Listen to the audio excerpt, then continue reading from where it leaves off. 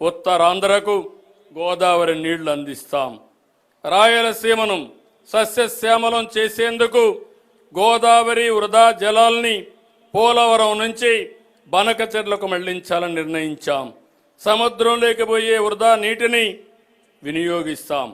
ఈ ప్రాజెక్టుతో ఏ రాష్ట్ర నీటి ప్రయోజనాలకు నష్టం వాటిల్లదు.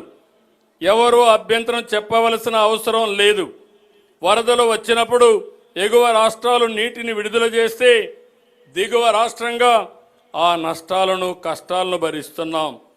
దిగువ రాష్ట్రంగా అదే వరద నీటిని వాడుకుంటామంటే అభ్యంతరాలు ఎందుకని అడుగుతున్నా.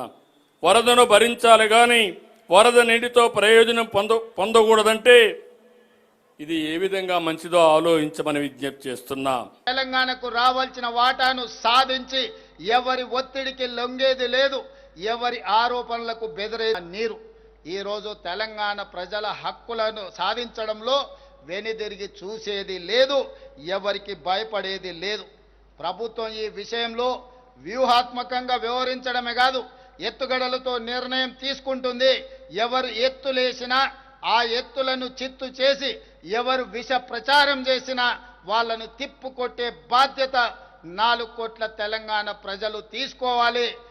ఈరోజు దృష్టి మరల్చడానికి కొంతమంది కొన్ని సెంటిమెంట్లను రగల్చి తద్వారా రాజకీయ ప్రయోజనం పొందాలని ఏదైతే చేస్తున్నారో ఈ కుట్రను తిప్పికొట్టవలసిన బాధ్యత తెలంగాణ రైతాంగం మీద ఉన్నది.